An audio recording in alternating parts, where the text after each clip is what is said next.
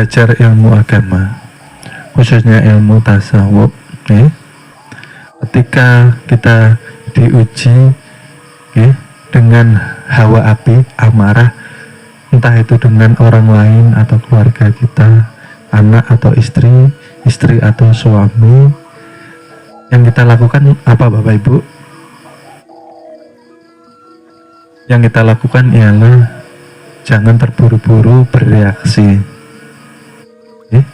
Orang kalau marah kan langsung bereaksi, entah itu ngambil barang lalu dilempar lah, kalau ndak nyumpahi lah, kalau ndak tangan atau kaki ini menyakiti, ya seperti itu ya. Itulah namanya langsung bereaksi. Karena kita ini bukan pikiran, kita ini hakikatnya daripada terbitnya nur yang nyata menjadi rohani. Jadi ketika ada hawa api yang menguji kita, kita harus diam, sadar maksudnya. Karena ini bukan sifat kita. Kalau kita mengikuti, akhirnya kita disebut kesetanan.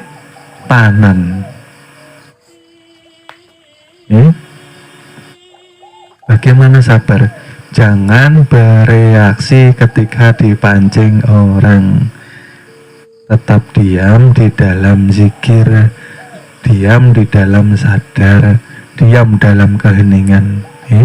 Karena semua yang datang kepada kita atas izin dan kehendak Allah Subhanahu wa Ta'ala. Betul kah? Nah, karena itu ujian untuk membersihkan hati kita, diuji. Kita mengatakan beriman, apakah iman kita betul lawan Tuhan? Kalau betul iman kita, maka tidak akan kita mengikuti hawa api yang sedang menyala di dalam hati kita. Gitu?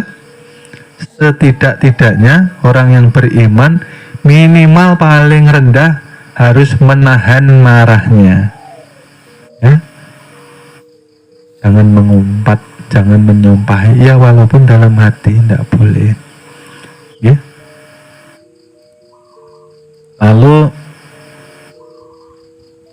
kita pun tidak boleh sering menyakiti atau membunuh. Menyakiti, merendahkan sesama muslim khususnya saudara seiman, itu kita dikatakan zalim, karena ketika kita menyakiti, ketika kita merendahkan atau menjelekkan, atau kita menjolimi saudara kita, artinya kita menyiapkan diri kita nantinya akan terzolimi. Kemarin ada yang bertanya, mungkinkah guru, orang itu ketika tidak pernah disakiti, dia akan disakiti. Ketika dia tidak pernah membuat salah orang, tapi ada yang terbunuh. Kami menjawab mungkin, karena hidup di dunia ini menyelesaikan hukum sebab akibat. Jikalau nenek moyang kita dulunya pernah menyakiti, maka siap-siap kita akan tersakiti. Kenapa seperti itu? Karena kita kan nggak berbuat, ya tidak berbuat, tetapi memori daripada nenek moyang kita turun ke darah daging bapak ibu. Oleh sebab itu buah tidak jauh jatuhnya dari pohon. Artinya apa? Bapak ibu ini kan mirip bapaknya sama mirip seperti itu juga hukum sebab akibat. Kalau kita sering disakiti, artinya orang tua kita ataupun nenek moyang kita kemungkinan sering menyakiti orang. Kalau sudah tahu, bagaimana jalannya? Diterima dengan ikhlas hati. Jangan membuka lagi masalah untuk anak cucu kita. adanya orang terbunuh karena dia sudah menyiapkan kejadiannya untuk anak cucunya nanti juga terbunuh. Paham kah? Tidak mungkin orang baik ini dibunuh orang tanpa sebab. Ya memang tidak tahu dia baik bapak ibunya, kakek neneknya. Nah, seperti juga orang mohon maaf, saya pernah ditanya yang sedikit agak dalam pertanyaannya. Semua manusia lahir ingin normal, tapi kenapa ada yang cacat, guru? Kenapa? Maka dia tidak pernah membunuh atau melukai atau tidak pernah membuat cacat orang atau hewan. Ya, jawabannya sederhana. Kemungkinan kalau tidak orang tua ya kakek nenek kita pernah melukai orang atau hewan. Ya. Prosesnya bagaimana, guru, kok bisa seperti itu? Prosesnya ialah ketika tetesan air ayah dan ibu yang mengandung kesadaran ini tadi, yang menanggung sebab akibat, dia ingin menyelesaikan sebab akibatnya ketika nanti hidup, maka dia siap menanggung akibat yang diperbuat oleh orang tua atau nenek moyangnya. Akhirnya lahir dengan, mohon maaf, tubuhnya tidak Pelajarannya apa? Pelajarannya artinya hidup kita jangan semaunya. Nanti anak cucu yang menanggung sebab akibatnya. Karena ini hukum Tuhan tidak bisa dimanipulasi. Kalau hukum di dunia bisa, yang benar disalahkan, yang salah bisa. Dibeli dengan uang bisa, tapi kalau hukum Tuhan tidak. Kenapa ada yang lahir rupawan, gagah, ada yang lahir buruk wajah? Karena kemungkinan orang tua atau kakek neneknya buruk hati kepada orang. Yang lahirnya wajahnya bagus, gagah, dulunya orang tuanya baik hati kepada terpancarnya di wajah. Kalaupun kita terlahir sekarang dalam keadaan miskin, kekurangan, kita tidak boleh berontak. Tidak boleh kita buruk sangka lawan Tuhan. Karena kenapa? Karena akibat daripada orang tua kita atau kakek nenek kita dahulunya, mereka ketika dititipi rezeki atau amanah, hidupnya dahulu kikir, menggenggam dunia. Nah, jatuhnya ke anak cucu. Seandainya mereka ketika dititipi sedikit kekayaan, mereka amanah, dermawan, suka menolong, suka bersedekah, maka anak cucunya akan terlahir dengan kaya raya. Ini sebab hukum tuh. Nah, sekarang bagaimana kita? Jangan mengulangi lagi, jangan protes, jangan berontak, karena semua daripada kita sendiri. Kembali kepada kita tidak boleh kecil hati. Harusnya kita alhamdulillah punya kuncinya sudah. Tetap selalu bersyukur. Jangan lagi mengulangi kesalahan orang tua kita. Jangan lagi mengulangi kesalahan kakek nenek Maksudnya kan seperti itu. Itulah yang dikatakan orang-orang yang beruntung, diberi kesempatan untuk memperbaiki kehidupan dengan ilmu. Karena tanpa ilmu, sia-sia seluruh amal yang kita gak ada ilmunya. Sholat harus punya ilmu. Tidak cukup untuk menghadap Tuhan ini ilmu syariat saja. Kan seperti itu. Secara syariat, contoh sholat, secara syariat sah, berwudu sudah, bajunya, tempatnya untuk sholat bersih dari hadas dan najis. Tapi ketika dia berdiri, banyak penyakit hati, artinya dia menghadap Tuhan dengan membawa kotoran, membawa najis. Kira-kira diterima atau tidak? Tidak. Maksiatnya tertutup dengan ketaatan tanpa disadari.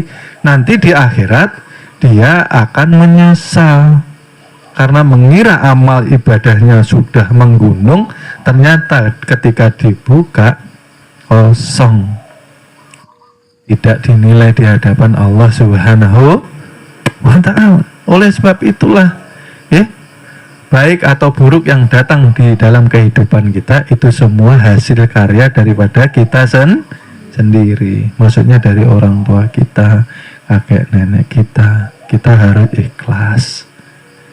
Maksudnya kan seperti itu. Oleh sebab itu kita tidak boleh sombong dan bangga diri, karena amal apapun yang keluar dari badan ini karena kita dimampukan Tuhan. Paham ya? Maka nggak boleh sombong, nggak boleh bangga diri. Wah, aku ini bisa bangun malam, bisa tahajud. Ini teman-teman kok kayaknya masih malas semua. Nah, itu namanya sombong, takabur, membanggakan diri. Nah, akhirnya gugur amal ibadah kita. Mampu sholat tahajud karena dimampukan Tuhan. Artinya dimampukan, kita diinginkan keselamatan dan kebaikan oleh Tuhan. Jangan lupa, supaya kita ini mempunyai sifat tawadu. Semakin banyak ilmu, maka akan semakin menunduk. Nah, karena hanya padi yang kosong aja yang tegak berdiri. Ya, begitu diambil ya dibuang, nggak ada isinya. Tidak bermanfaat. Jadi ketika kita belajar ilmu tasawuf, kita harus membuang atau meniadakan sifat-sifat hewan buas yang ada di dalam diri kita. Ya. Lalu kita harus melepas juga yang dikatakan sifat negatif dari supiah, berasal dari anasir angin yang terlalu hatinya melekat, cintanya gemerlap akan dunia, melekat dengan materi serta keindahan yang fata mor. Artinya apa? Cinta gemerlap dunia itu artinya ketika kita sudah punya motor, ya, masih baik, lalu ada rezeki, pengen motor yang lebih bagus lah lagi, punya rumah sudah bisa ditempati, lalu direnovasi lebih baik lah lagi. Tidak ada habisnya Bapak Ibu. Maksudnya kan seperti itu, ya. Jadi ini yang bahaya ketika kita nanti berpulang ke rahmatullah. Ketika kita terlalu melekat hati kita dengan kesenangan gemerlap dunia yang dikatakan fata morgana tadi, maka ketika kita berpulang, ini yang dikhawatirkan kita su'ul karena hati kita masih terpaut dengan dunia. Dikatakan fata morgana itu seperti apa sih? Yang seperti kemarin sudah kami jelaskan, ya. Yang mudanya tampan, yang mudanya cantik, nyatanya ketika tua, nah, ketika muda gagah, bangga, tapi ketika tua kan malu sendiri akhirnya.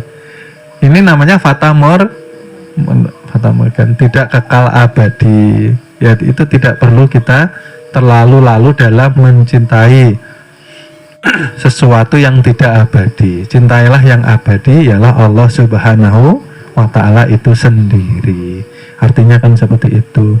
Senang, susah itu kan datang pergi juga. Jangan terlalu dicintai senangnya, jangan sedih dengan penderitaannya, ya. senang biasa, susah juga biasa. Karena senang atau susah semuanya ujian, datangnya juga dari kehendak Tuhan. Apabila kita sudah ma'rifatullah, mampu memandang gerak daripada af'alnya Allah, maka hati kita akan tenang. Susah juga nggak selamanya, kan seperti itu. Pasti ada senangnya.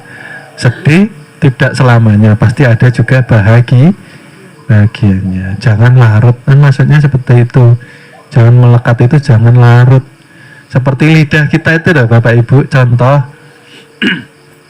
Mungkin waktu muda kita ini cenderung pada beberapa makanan yang namanya favorit. Mamanya favorit itu ketika ada rezeki sedikit, wah saya pengen kok senang makan bakso. Makan mie ayam. Nah, itu namanya kesenangan. Artinya lidah itu sudah melekat namanya. Itu loh maksudnya, contoh. Ya.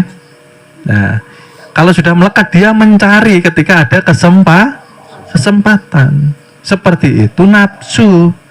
Nafsu itu ketika ada kesempatan dia akan berbuat maksiat karena disenangi, ya. Oleh sebab itu penempuh jalan ketuhanan harus melepas yang namanya keterikatan itu tadi. Pelan-pelan memang susah, ya. Artinya yang tadinya ketika ada uang harus makan bakso umpamanya, sebulan sekali umpamanya.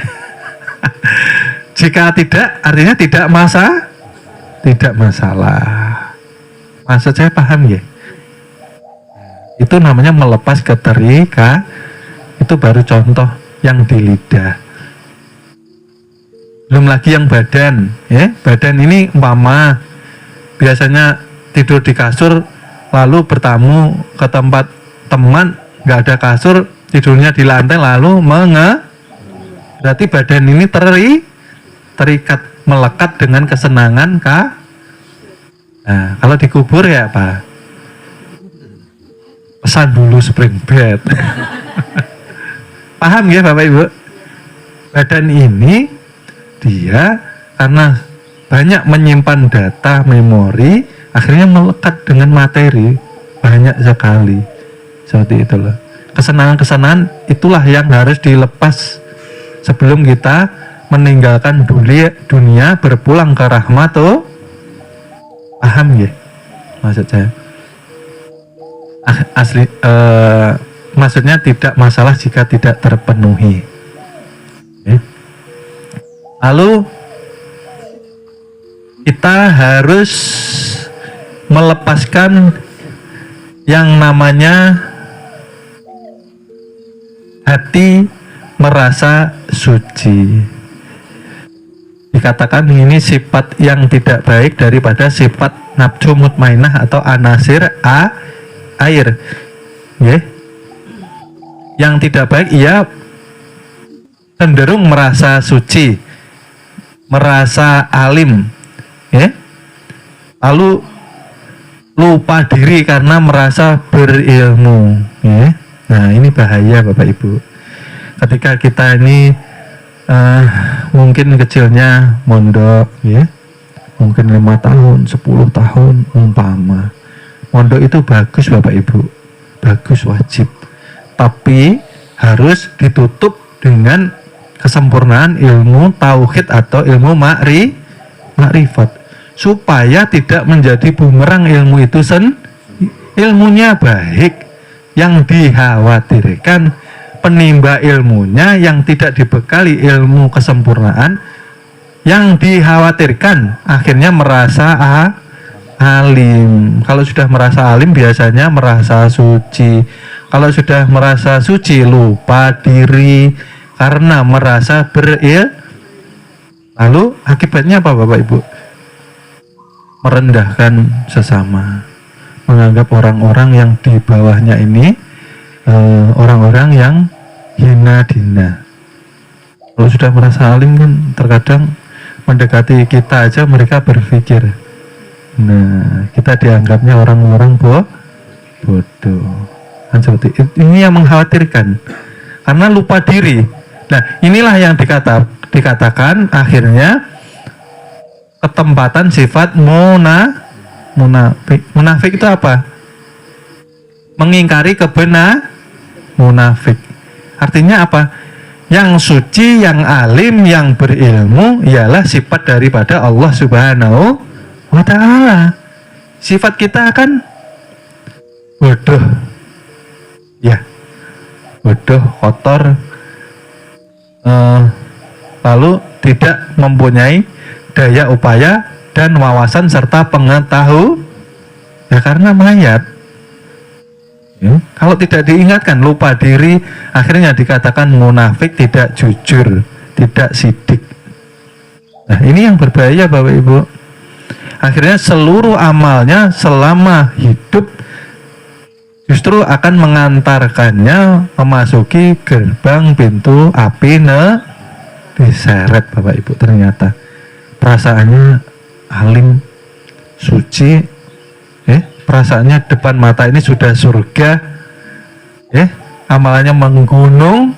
Ternyata ketika gerbang dibuka menyala berkobar api, ternyata disiapkan jadi bahan bakarnya. Zubillah, ya. Nah, kalau sudah munafik, rawan mereka ini melakukan yang namanya syirik, terutama syirik merasa mampu beramal ibadah. Bapak Ibu, penting ini, sekali lagi penting. Ini saya ingatkan lagi, kalau kita mampu ibadah, berangkatnya dari mana Bapak Ibu? Daripada niat. Niat adanya di dalam hati timbulnya dari sir rahasia tuh. Kalau tidak ditimbulkan, tidak ada niat keingin. Nah, artinya berarti tadi yang kita bahas itu benar. Seluruh amal ibadah yang keluar dari jasad karena anugerah kasih sayang daripada Allah Subhanahu wa ta'ala. Maka kita harus berbahagia, termasuk kita dicintai daripada Allah Subhanahu wa ta'ala. Jadi sebaliknya, ketika kita ibadah malas, berbuat baik malas, tolong menolong orang malas, artinya kita sedang dijauhi itu. Bahkan la haula walahu, banyak istighfar, banyak minta ampun. Kenapa ya Rob, hamba ini kok tidak dimampukan dalam segala hal kebaikan?